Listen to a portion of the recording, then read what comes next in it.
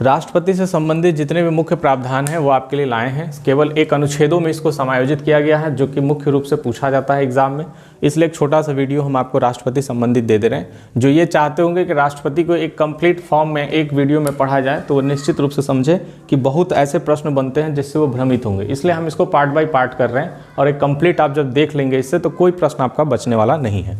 राष्ट्रपति संबंधित जितने भी महत्वपूर्ण अनुच्छेद है उस पर हम बात करेंगे और बहुत ऐसे इसमें चर्चा वाले विषय हैं जिस पर कि हमें अभी तक भ्रम था। देखिए, राष्ट्रपति 52 में बताया गया है कि अनुच्छेद 52 में एक राष्ट्रपति होगा, उसका पूरा विवरण दिया गया। भारत का एक राष्ट्रपति होगा, अनुच्छेद 52 में यह कहा गया है। यानी इस पद को अपनी मर्जी के अनुसार किसी भी सरकार या कोई भी सत्ता दल इसे रिक्त नहीं छोड़ सकती। संविधान में इसका विवरण है कि अनुच्छेद 52 में यह कहा गया है कि इस भारत का एक राष्ट्रपति होगा। इसलिए हर 5 साल पे जो इनका अवधि है उस पर चुनाव होता है। राष्ट्रपति 52 में। 53 में संघ की कार्यपालिका शक्ति। संघ का मतलब संसद है, संसद, लोकसभा, राज्यसभा। इनके जो कार्य संचालन की जो शक्ति है वो निहित होगी किसके अंदर? राष्ट्रपति के अंदर। यह अनुच्छेद 53 में कहा गया है। 54 में कहा गया है चुनाव, कैसे इनको चुना जाएगा और चुनाव का तरीका क्या होगा वो 55 में है। जो एकल हस्तांतरित प्रणाली, सिंगल ट्रांसफरेबल वोटिंग सिस्टम आप समझते हैं, वो इसमें आपको देखने को मिलेगा। 56 में इनका कार्यकाल है। 57 में पुनः चुनाव के लिए अर्हता है। मान लीजिए 5 साल रहा बंदा, हट गया, उसके बाद वो फिर से चुनाव में आकर और राष्ट्रपति बनना चाहता, तो उसके लिए कौन कौन से पॉइंट्स होने चाहिए वो 57 में। 58 में राष्ट्रपति की योग्यता है। एक व्यक्ति को राष्ट्रपति बनने के लिए कौन कौन सी योग्यता रखनी आवश्यक है उसका विवरण 58 में है। 59 में राष्ट्रपति कार्यालय की दशाएं हैं, जो राष्ट्रपति का ऑफिस होगा वो किस प्रकार से काम करेगा, उसके क्या क्या अधिकार क्षेत्र हैं, वो सारी डिस्कशन इसमें दिए गए हैं। 60 में शपथ है। पहले हम राष्ट्रपति को शपथ दिला देंगे। 60 में अगर वो गड़बड़ अपने शपथ में जो बोले हैं और वो गड़बड़ी करते हैं तो 61 में महाभियोग है, यानी उनको हटाने की प्रक्रिया है जिसको महाभियोग कहा जाता है।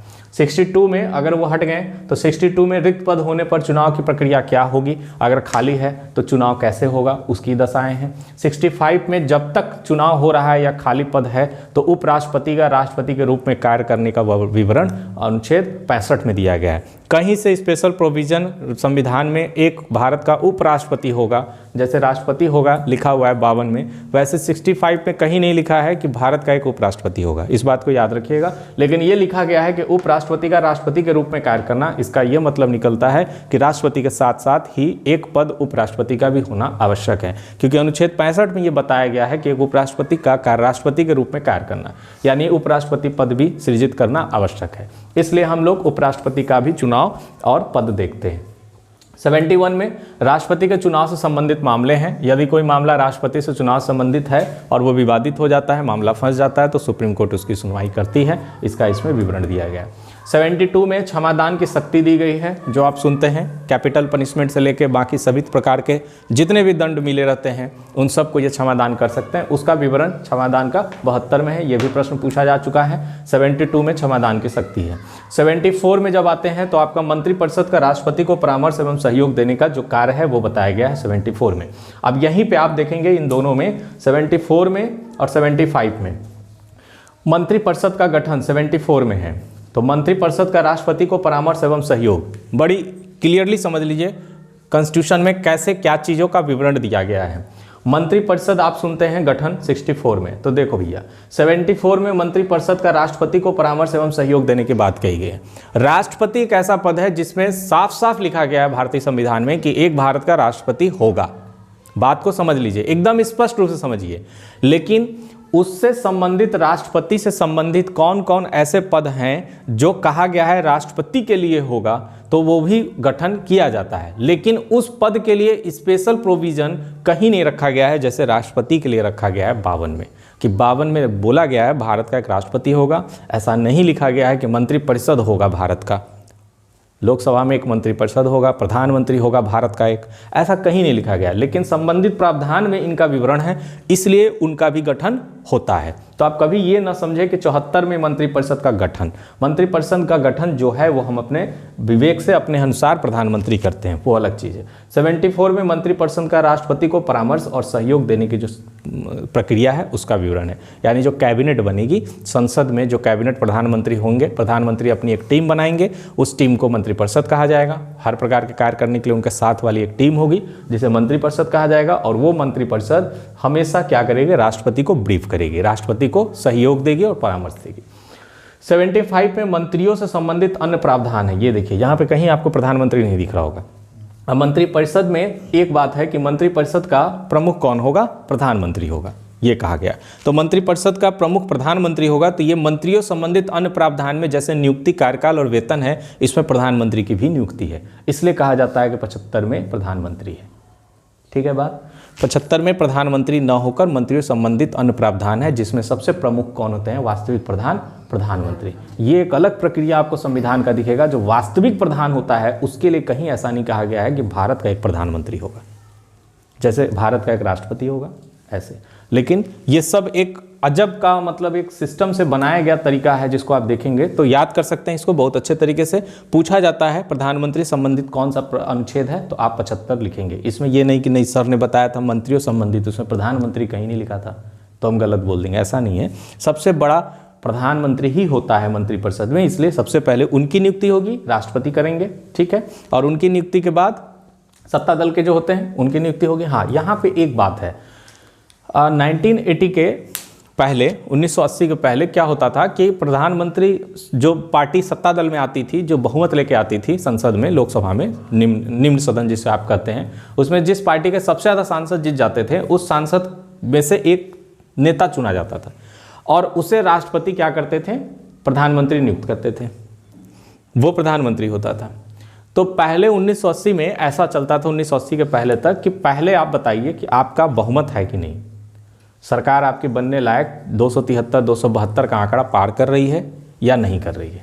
आप राष्ट्रपति के समक्ष रखेंगे, राष्ट्रपति समक्ष देखेंगे, उसमें से आपसे पूछेंगे आपका इतना बहुमत प्राप्त है, अब आपका सत्ता दल में स्वागत है और आप सरकार बनाने के लिए योग्य हैं। अब आप बताइए कि अपने में से कौन से नेता ऐसे हैं जिनको हमको प्रधानमंत्री नियुक्त करना है। ठीक है, तो प्रधानमंत्री नियुक्त हो जाता था। लेकिन 1980 के बाद एक मुकदमा आया जिसमें कि ये आदेश दिया गया कि ऐसा नहीं है, उच्च न्यायालय ने आदेश दिया, दिल्ली उच्च न्यायालय ने, कि ऐसा नहीं है कि किसी को प्रधानमंत्री अगर आपको चुनना है सत्ता दल का तो आप पहले बहुमत लें। आप ऐसा भी कर सकते हैं कि उस व्यक्ति को क्या करें, चुन ले, प्रधानमंत्री आप चुन लें और उन्हें कुछ अवधि दे दें, 2 माह का, 1 माह का अवधि दे दें और वो अपना उतने माह में क्या करें, अपना बहुमत साबित कर दें। ये भी एक प्रक्रिया का वो किया गया। फिर उसके बाद 80 के बाद 93 में सुप्रीम कोर्ट के एक जजमेंट आया जिसमें यह कहा गया कि यदि कोई व्यक्ति जो प्रधानमंत्री पद का दावेदार बन रहा है और वो न कोई चुनाव लड़ा है, कोई भी चुनाव नहीं लड़ा, लोकसभा का न जीता, आप में हम में से कोई एक आदमी को, मान लीजिए कोई सरकार है वो चाह रही है प्रधानमंत्री बनाना, लेकिन हम लोग अपने काम में लगे हुए हैं और किसी प्रकार के चुनाव में भागीदार नहीं हुए थे। आप ऐसे समझ लीजिए, हम आपको समझा दे रहे हैं। मान लीजिए 272 का आंकड़ा सरकार ने क्रॉस कर दिया, मान लीजिए 300 सीट यानी 300 MP member of parliament Lok Sabha में उसके जीत के आ गए। अब ये 300 जो मेंबर ऑफ पार्लियामेंट लोकसभा में उसके जीत के आए हैं, तो इसी दल का बनेगा। मान लीजिए हम इसका नाम ए रख देते हैं, ए दल का ही नाम ए दल का ही सरकार बनेगी। अब ए दल इस 300 में से नहीं चाहती है किसी को प्रधानमंत्री नियुक्त करना, और कोई एक ऐसा जो दूर दराज कहीं अपने क्षेत्र में काम करने वाला वरिष्ठ व्यक्ति या जैसा भी व्यक्ति हो, उससे चाहती है कि उस पद पे बैठाना प्रधानमंत्री के, तो वो ये जो पार्टी है ये सहमति से उस व्यक्ति को, जो मान लीजिए उस व्यक्ति का सी नाम है, सी को बैठा सकती है पीएम पद पे, बशर्ते 6 माह के अंदर उसे संसद के किसी भी सदन यानी लोकसभा और राज्यसभा किसी की सदस्यता ग्रहण करनी होगी। बात समझ में आई? यानी चुनाव लड़ना और जीत के जाना और इसके अलावा कोई उपाय नहीं है, तो ऐसा नहीं है। प्रधानमंत्री बन सकते हैं आदमी, लेकिन वो सत्ता दल के आंकड़े के ऊपर है और सत्ता दल का उसमें क्या चाहिए, मंजूरी चाहिए। अब इसमें जब होगा लोकसभा राज्यसभा का, तो उनके लिए अलग से चुनाव नहीं होगा, इसी में से कोई त्यागपत्र देकर समर्थन देंगे और वो उनके पद पर जाकर बैठ जाएंगे।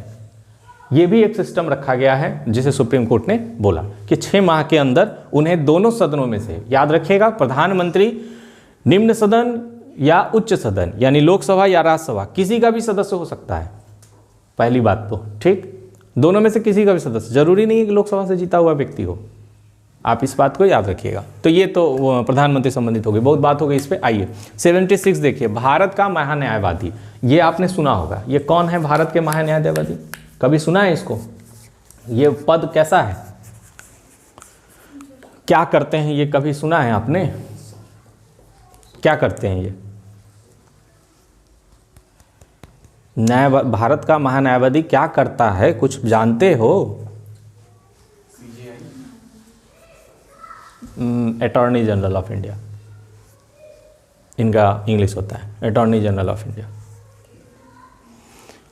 भारत का महान्यायवादी सरकार को, राष्ट्रपति को, सरकार को, सभी को कानूनी प्रक्रिया, ठीक, और कानून के समक्ष कैसे कैसे जो राष्ट्रपति उनको देंगे, कानून से संबंधित जो उनके सलाह लेंगे, जो भी चीज़ें कानून से संबंधित, विधि से संबंधित, और सरकार को कानूनी प्रक्रिया कैसे कैसे चलानी है उससे संबंधित परामर्श देने का काम महान्यायवादी करता है।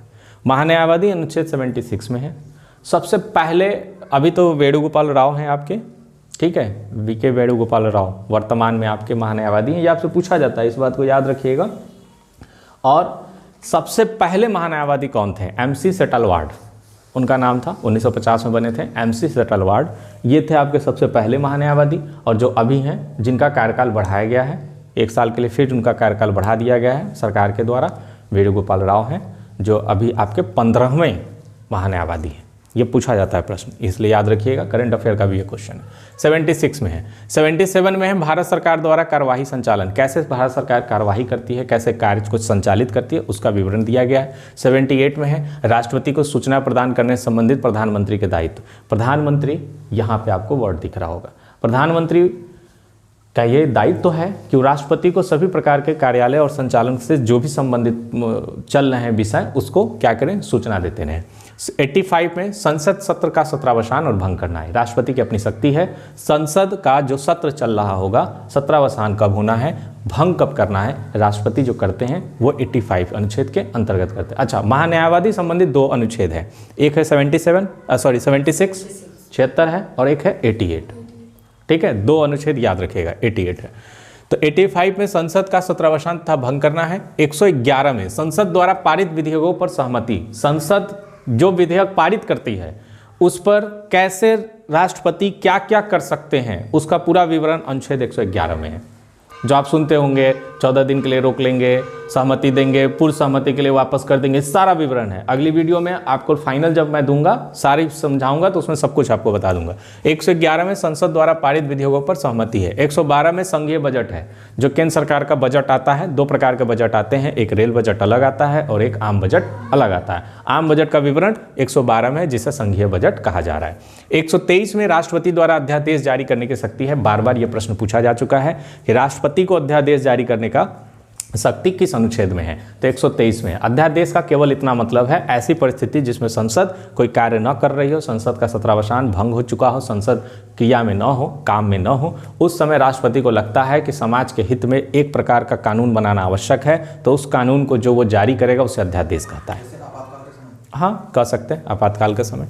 123 राष्ट्रपति द्वारा अध्यादेश जारी करने। 143 में, ये भी बार बार पूछा जा चुका है, आजकल मॉडरेट क्वेश्चन में ये पूछा जा रहा है, राष्ट्रपति को सर्वोच्च न्यायालय से सलाह लेने की शक्ति है।